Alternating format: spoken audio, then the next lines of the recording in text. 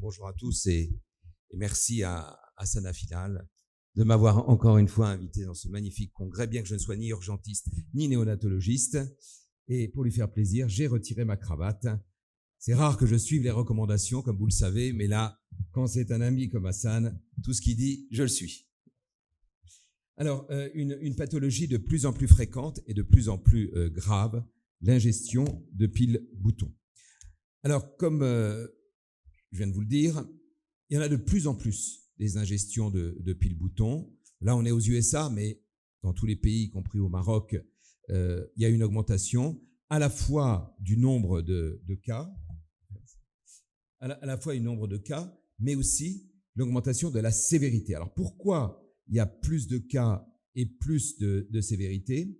Parce que d'abord, on utilise de plus en plus de piles boutons, parce que c'est tout petit, et pour avoir une autonomie encore plus importante, aujourd'hui, les piles boutons sont plus volumineuses qu'elles ne l'étaient jadis. Et donc, avant, elles passaient. Moi, j'ai fait 15 ans d'astreinte en endoscopie. Je n'ai jamais eu à aller retirer une pile dans l'œsophage.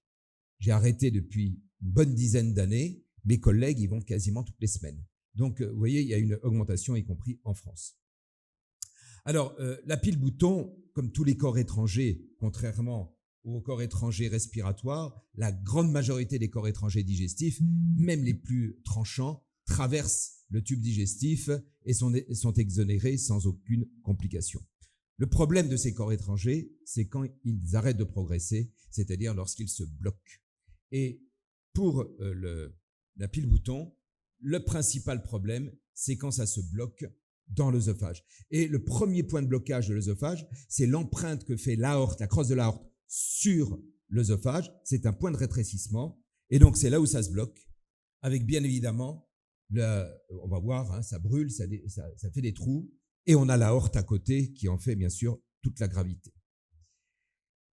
Alors, pourquoi la pile provoque des lésions? Eh bien, on croit que c'est par exemple le produit qui se trouve dedans. Dans la majorité des cas, c'est pas ça, hein, sauf les piles de mauvaise qualité. Qu'est-ce qui se passe? La pile étant toute petite, eh bien, elle est dans un liquide, hein, il y a toujours du liquide dans le tube digestif, et ce liquide permet de mettre le pôle positif et le pôle négatif en communication, et donc ça provoque une électrolyse, donc un courant électrique. Le courant électrique provoque une électrolyse, et cette électrolyse provoque la synthèse d'ions hydroxyle, c'est-à-dire d'ions alcalins. Et c'est l'alcalinisation, comme une brûlure caustique, l'alcalinisation qui va provoquer la brûlure. En plus, il y a un court-circuit qui se fait parce qu'encore une fois, le pôle plus et le pôle moins sont très proches. Et vous savez très bien que quand vous mettez de l'électricité, à un moment, ça chauffe. Donc, en plus de cette brûlure chimique, il y a une brûlure thermique. Et puis, comme je vous l'ai dit, dans les piles de mauvaise qualité, il peut y avoir une fuite du produit qui va provoquer encore une autre brûlure chimique. Alors, vous voyez, quand vous avalez, ce qui est plus rare, mais j'en ai déjà vu, des piles bâtons, là, le pôle plus et le pôle moins étant très éloignés, il n'y a pas tous ces problèmes-là. Là, vous avez sur un morceau de dinde l'évolution des piles, des brûlures, pardon, et vous voyez qu'au bout de 2 à 4 heures, on a déjà une brûlure assez importante, et au bout de 12 heures, ça fait un trou. Ce qu'il faut savoir, c'est que souvent, quand on retire une pile qui est déchargée, on se dit, on risque rien, on va la mettre de côté, elle est déchargée, même s'il l'avale, il n'y aura pas de problème. Elle est déchargée pour faire marcher l'appareil dans lequel elle se trouvait, mais elle n'est pas suffisamment déchargée pour éviter les brûlures. Donc, le message qu'il faut faire passer à vos patients et même à vous-même, c'est que la pile que vous retirez pour la changer parce qu'elle n'est plus fonctionnelle, vous ne la quittez pas des mains jusqu'à temps que vous alliez la mettre soit dans la poubelle, soit pour les écolos, dans une boîte spéciale qui va finalement terminer à la poubelle. Alors, qu'est-ce qu'il faut faire en urgence quand on vous appelle parce qu'un enfant vient d'avaler une pile bouton? D'abord, surtout, on ne fait pas vomir, parce que ça peut, à ce moment-là, faire une fausse route et on passe à l'inhalation et c'est encore plus embêtant. On ne donne rien à manger, rien à boire à l'enfant. Et Marc, vous l'avez dit il y a quelques années aussi, les gens ont rarement du sucralfate chez eux, mais ils ont souvent du miel. Donc, on va donner du miel, vous voyez, 10 millilitres toutes les 10 minutes, maximum 6 fois. Pourquoi le miel? parce que le miel va enrober la pile et va éviter ce courant électrique. C'est ça le but, c'est d'éviter le courant électrique. Et puis surtout, c'est une extrême urgence, donc on dit aux parents de l'amener très très rapidement aux urgences. Une fois arrivé aux urgences, on va confirmer le diagnostic. Je parlais ce matin avec Patrick Daout et Olivier Clarisse qui me disaient qu'il y avait eu un cas médico-légal, enfin c'est Olivier qui disait ça à Lyon, avec le médecin qui n'avait pas vu la pile. Bon, je lui ai dit, j'ai du mal à comprendre comment on ne peut pas voir une pile sur une radiothorax. On voit que ça. Alors, le problème, parfois pour les jeunes enfants, on ne sait pas s'il avait une pile ou une pièce. Et la différence entre la pile et la pièce, c'est que la pile a un contour, un double contour. Ce qui est là, parce que vous vous souvenez, vous avez déjà vu une pile, hein, il y a une différence entre la cathode et l'anode. Donc ça donne à la radio cet aspect de double contour de face qu'on peut apercevoir ici. Alors peut-être que vous ne voyez pas très bien, et ici. Alors contrairement, alors là ça c'est la photo de profil. Là vous reconnaissez parfaitement sur cette photo de profil l'aspect d'une pile. Et on peut la distinguer d'une pièce de monnaie qui est infiniment moins dangereuse, même s'il faut aller la retirer dans l'œsophage quand elle stagne un certain temps. Et vous voyez que la pièce, elle n'a pas ce double contour, ni de face, ni de profil. Parce que parfois, on ne sait pas. Hein. On fait la radio parce que l'enfant a une dysphagie, on trouve ce corps étranger et la maman n'est pas capable de dire s'il a avalé quelque chose, ça peut être une pièce ou une pile. Donc, on vient de faire le diagnostic. Qu'est-ce qu'on va faire? Alors, c'est là où ça devient un peu compliqué, mais on va voir des couleurs. Donc, on vient de faire le diagnostic d'une pile dans l'œsophage. Si l'enfant a une hématémèse ou s'il a déjà des signes respiratoires, c'est-à-dire que l'ingestion de la pile était ancienne et il y a déjà une fistule avec la trachée, ça devient chirurgical et on confie l'enfant au chirurgien. Dans la plupart des cas, heureusement, on est dans une situation non chirurgicale et là, c'est une extrême urgence. Vous avez 2 heures pour retirer la pile. Vous voyez que c'est... Tout à l'heure, on parlait d'un enfant qui était à la campagne, qui a mis plusieurs jours à venir. Parfois, c'est pas aussi simple d'être à 2 heures d'un endroit où on peut extraire la pile. Alors, on va faire donc l'extraction de la pile, mais extraire la pile, ça ne veut pas dire que l'enfant est sauvé. On va regarder ce qu'il y a. S'il n'y a pas de lésion ou s'il n'y a pas de lésion sévère, on va voir tout à l'heure dans les lésions sévères, et que l'enfant va bien, eh bien, on le renvoie chez lui, il est sauvé. Mais encore une fois, il faut l'avoir fait dans les 2 heures et avoir eu la chance qu'il n'y ait pas de lésion. Si par contre, il y a des lésions, même si elles ne sont pas sévères, mais que l'enfant a des symptômes quels qu'ils soient, douleur, éventuellement après des petites hématémèses s'il a un vomissement. Dans ce cas-là, encore une fois, et on va y revenir, les lésions peuvent évoluer après l'extraction de la pile, donc il est très important de surveiller cet enfant, donc de l'hospitaliser. Et on lui fera une endoscopie à J7 parce que, comme on va le voir juste après, les lésions peuvent évoluer après l'extraction de la pile. Et là, à J7, soit tout va bien, ça s'est amélioré, il est sauvé, il rentre chez lui, soit cette fois, puisque les lésions ont évolué, on commence à voir des lésions œsophagiennes sévères. Et là, on entre dans la deuxième catégorie. C'est une pile qui est restée plus de 12 heures. Quand on voit le temps que l'enfant a mis à venir de la campagne, c'est malheureusement des situations qui peuvent être fréquentes, notamment quand les parents n'ont pas vu que l'enfant avait avalé la pile. Et là, on a des lésions œsophagiennes sévères. Vous voyez, ici, c'est un cas d'un enfant de chez nous qui avait des nécroses très, très importantes. Là, on est dans une situation qui peut être fatale. Donc, non seulement, bien sûr, ils sont hospitalisés, ils sont agents en nutrition parentérale, on peut leur donner des antibiotiques, on peut leur donner des IPP, et à J7, on va faire un angioscanner ou un angio-IRM, ça dépend de ce dont on dispose. La complication, comme je vous l'ai dit au tout début, d'une ingestion de pile, c'est la création d'une fistule, d'une perforation avec la création d'une fistule, avec un organe lobe local. Donc il y en a deux, la trachée, j'allais dire c'est ce qu'il y a de moins grave, et puis surtout les vaisseaux et l'aorte, là c'est ce qu'il y a de loin de plus grave. Et donc, soit il a de la chance, ça s'est amélioré, soit ça ne s'est pas amélioré, et là ça devient une situation, on en a gardé un comme ça pendant 1 mois en nutrition parentérale, les lésions ne s'amélioraient pas, et il a commencé à avoir une petite, je vais vous montrer ça tout à l'heure, une petite, la fistule s'approchait dangereusement de l'aorte, et donc les chirurgiens ont été obligés de l'opérer sous CEC. Alors j'avais été un peu trop vite. Donc ce qui est très très important à savoir, c'est que l'extraction de la pile n'a pas sauvé l'enfant. Voilà un cas que nous avons eu. Donc on a ici tout va bien, on vient de retirer la pile, et vous voyez que 3 semaines après, alors qu'il ne l'avait pas à l'origine, 3 semaines après, il y a une fistule qui s'est créée avec la trachée. C'est embêtant, mais c'est beaucoup moins grave, bien évidemment, qu'avec l'aorte. Et au test au bleu, je vous rappelle comment on fait le test au bleu, ça se fait avec un bronchoscope et un endoscope digestif. Le gastro injecte du bleu de méthylène dans l'œsophage, et le pneumo, il voit apparaître le bleu de méthylène dans la trachée, et donc ça veut dire qu'il y a une communication entre les deux, c'est-à-dire une fistule. Et donc cet enfant a terminé en chirurgie avec une chirurgie pour fermer la fistule.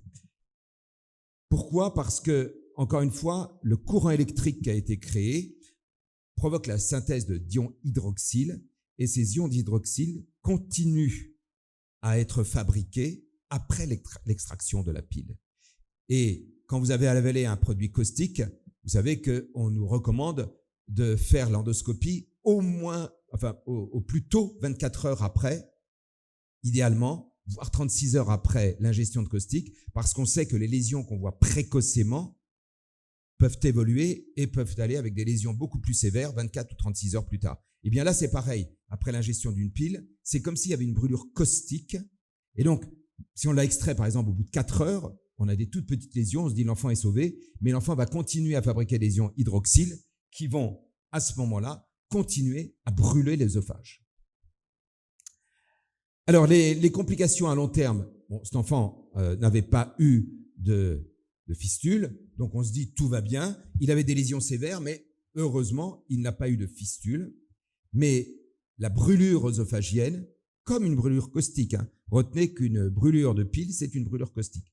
Comme une brûlure caustique, cet enfant va développer la complication des brûlures caustiques, c'est-à-dire une sténose, vous voyez là, une sténose œsophagienne avec une dilatation en amont qui est assez faible et qui peut nécessiter, qui a nécessité d'ailleurs, des dilatations par voie endoscopique. Plus rarement, vous savez qu'il y a le nerf récurrent qui n'est pas très loin, ça peut brûler le nerf récurrent et donner donc une paralysie des cordes vocales. Et extrêmement rarement, j'en ai jamais vu, il peut y avoir des fistules vers l'arrière, l'œsophage, vous savez, est en arrière de la trachée, et derrière l'œsophage, il n'y a pas très loin, le rachis, et il y a des cas de spondylodicite qui ont été décrits. Donc, la pile dans l'œsophage, c'est quelque chose d'extrêmement urgent et qui peut conduire au décès, notamment lorsque là, il y a une fistule entre l'œsophage et l'aorte. Quand la fistule cède complètement, l'aorte se vide dans l'œsophage et les chances de survie de l'enfant sont nulles. J'en ai vu une fois, un enfant qui a vidé son aorte dans l'œsophage, en 10 minutes, elle était morte. Donc, on ne peut plus rien faire quand l'aorte se vide dans l'œsophage. C'est fini, même en réanimation, on ne peut rien faire. Alors, la pile peut progresser et aller jusque dans l'estomac. Alors, vous allez voir, c'est assez compliqué, puisque on ne voit rien d'ailleurs, même moi déjà j'ai du mal à voir ici. Donc, dans la pile dans l'estomac, là encore, ça dépend si elle va rester plus ou moins de 2 heures. Les piles dans l'estomac, généralement, contrairement à l'œsophage, dans l'œsophage, la pile reste au même endroit, juste au-dessus de l'aorte, et donc les lésions continuent. L'avantage de l'estomac, c'est que la pile, elle bouge. Donc, elle peut provoquer plein de petites lésions, mais les lésions, elles sont répétées, mais elles ne sont pas vraiment continues. Donc, ça permet d'avoir des lésions qui sont moins importantes. Alors, même moi, je ne vois rien, donc vous ne devez rien. C'est flou aussi pour vous ou pas? C'est flou? Je ne sais pas pourquoi c'est flou. C'est un peu plus clair. Bon, bref, ça dépend d'abord s'il existe des symptômes ou pas, ce qui est assez rare, et ça dépend aussi du diamètre. Vous voyez, c'est ce qui est en violet, mais vous ne voyez pas très bien. Du diamètre et de l'âge. Vous pouvez aller, c'est disponible, hein, c'est les recommandations de la Haute Autorité de Santé française en 2022. Et tout dépend du diamètre de la pile. Alors vous allez me dire, mais comment on mesure le diamètre de la pile? Eh bien, vous savez, je ne sais pas si vous voyez aussi, je ne sais pas pourquoi c'est si difficile à voir. Une pile, c'est par exemple 20-32. Vous connaissez les piles 20-32. Eh bien, les deux premiers chiffres, c'est le diamètre de la pile. Donc ici, 20 mm. Donc quand vous avez du 16-32, c'est 16 mm, etc.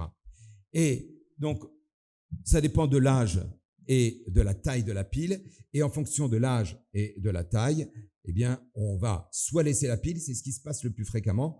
Je vous disais que j'ai fait des astreintes d'endoscopie pendant 15 ans. J'ai eu très souvent des piles dans l'estomac. À l'époque, on n'avait pas ces recommandations-là et on pouvait laisser les piles dans l'estomac jusqu'à 24 heures.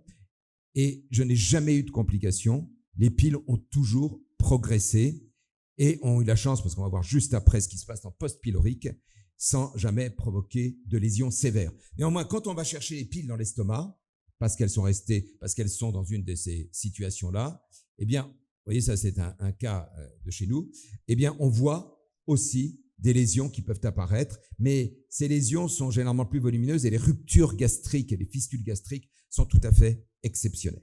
Et puis donc, ça peut progresser au-delà, et là, je pense que ça va être pareil, hein, vous allez avoir du mal à voir, je ne sais pas pourquoi c'est flou, ça n'est pas sur mon écran.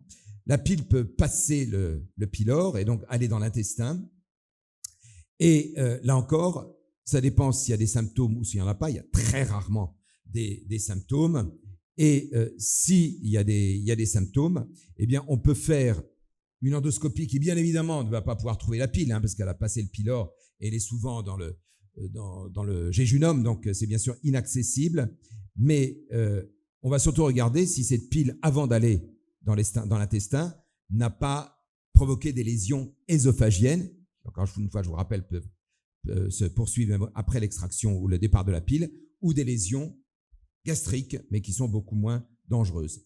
Et donc, parfois, vous voyez, quand elles stagnent au niveau d'une anse grêle, eh bien, elles peuvent provoquer une brûlure de l'anse grêle avec des perforations qui sont possibles. Donc, vous voyez, la pile, tant qu'elle n'est pas sortie, l'enfant n'est pas sauvé. Et comme c'est radio-opaque, on peut suivre sans aucun problème la pile en radio. Donc, une fois qu'on a, diagnostiqué l'ingestion d'une pile, vous voyez, on fait une surveillance à domicile, on lui donne beaucoup de fibres, ce qu'il aime, hein, comme fibres, et on fouille les selles tant qu'on n'aura pas trouvé la pile expulsée. Vous voyez, il faut qu'il y ait une expulsion dans les selles, et si on n'a pas, on fait des ASP de contrôle, et ce qui est dangereux, c'est si la pile ne bouge plus. Parce que si la pile ne bouge plus, c'est qu'elle s'est bloquée quelque part, par exemple dans l'appendice, quand ça peut aller, et là, quand elle se bloque, c'est le même problème que pour l'œsophage, elle peut brûler localement et provoquer une perforation. Mais c'est infiniment plus rare que ce qui se passe dans l'œsophage. Donc, quand on a avalé une pile, soit on la retire, soit si on ne la retire pas, on fait des ASP très très régulièrement, toutes les 24 heures. Donc vous voyez, là, il y a délai point d'interrogation, mais nous on le fait toutes les 24 heures, et on regarde si la pile bouge jusqu'à le temps qu'elle soit expulsée. Bon, normalement c'est 24-48 heures, hein, maximum 48 heures, un temps de transit, donc on n'a pas à attendre 15 jours. Mais il ne faut surtout pas que la pile se bloque à un moment, comme tous les corps étrangers d'ailleurs. Quand un corps étranger se bloque, c'est qu'il y a un truc qui ne va pas, et pour une pile, on peut demander au chirurgien d'y aller. Et donc, pour rester dans les temps, la prévention, c'est ce qu'a fait Duracell. Duracell, on avait fait un webinaire de la Société française de pédiatrie. Mais ils l'ont breveté, ils ont mis un goût très, très amer. Je ne sais pas si vous avez déjà goûté une pile Duracell. Normalement, l'enfant, dès qu'il met ça sur la langue, c'est le Bitrex, c'est tellement mauvais qu'il devrait recracher. Malheureusement, ils ont un brevet et il n'y a qu'eux qui le font. Voilà, donc les ingestions de billes-poudon sont de plus en plus fréquentes et sévères. Le problème dans l'œsophage, c'est une extraction extrêmement urgente, mais si l'extraction est trop tardive, après 12 heures, faut pas oublier que les lésions peuvent continuer et il faut pas dire c'est sauvé. Il y a 6 semaines au moins de surveillance. Dans l'estomac, selon l'âge et la taille de la pile, on l'extrait ou pas. Et enfin, dans le post-pylorique, on attend qu'elle soit expulsée. Et il faudrait, c'est ce qu'on a demandé, que toutes les piles soient amères pour ne plus qu'elles puissent être avalées par les enfants. Je vous remercie.